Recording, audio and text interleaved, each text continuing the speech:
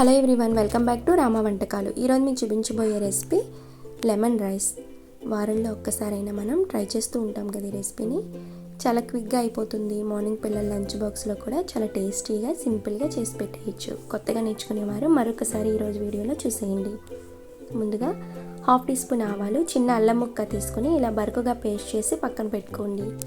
అలాగే 3 నిమ్మకాయల వరకు తీసుకొని రసం తీసి 1 టీ స్పూన్ సాల్ట్ని యాడ్ చేసుకొని మిక్స్ చేసి పక్కన పెట్టుకోండి.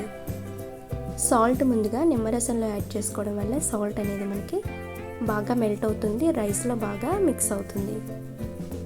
ఇలా మిక్స్ చేసుకున్న సాల్ట్ నిమ్మరసాన్ని పక్కన పెట్టుకోండి. ముందుగా ఉడికించి పెట్టుకున్న రైస్ని ఒక ప్లేట్లోకి తీసుకోండి.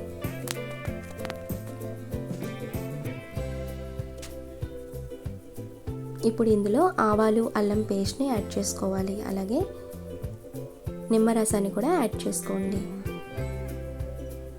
1/2 టీ స్పూన్ పసుపు, 2 టేబుల్ స్పూన్ ఆయిల్ని కూడా యాడ్ చేసుకొని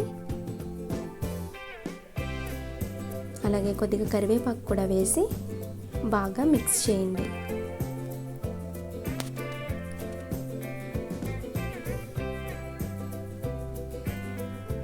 ఫ్లేవర్స్ అన్నీ కూడా రైస్కి పట్టేలాగా గరిటెతో బాగా కలుపుకోండి.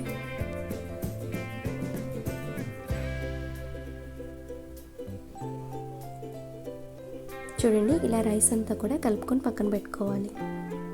ఇప్పుడు స్టవ్ మీద కడాయి పెట్టుకొని 2 టేబుల్ స్పూన్ ఆయిల్ వేసుకోండి. ఇందులోనే 2 టేబుల్ స్పూన్ల వరకు పల్లీలను వేసుకొని దోరగా వేయించి రైస్లోకి తీసుకోండి.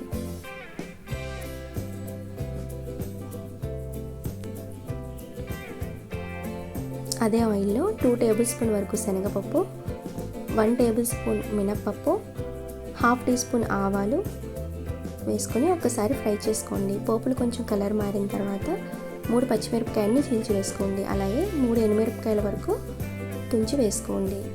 ఒకసారి ఫ్రై చేసుకొని ఇందులోనే చిటికెడు ఇంగువ, కొద్దిగా కరివేపాకు వేసి ఒకసారి ఫ్రై చేసుకొని రైస్లో వేసి కలుపుకోవాలి.